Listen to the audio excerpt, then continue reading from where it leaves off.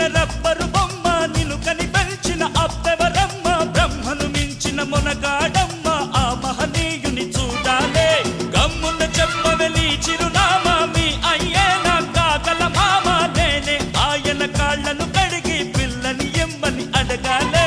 కొంపలు ముంచకే వంపుల పాప అమ్మమ్మో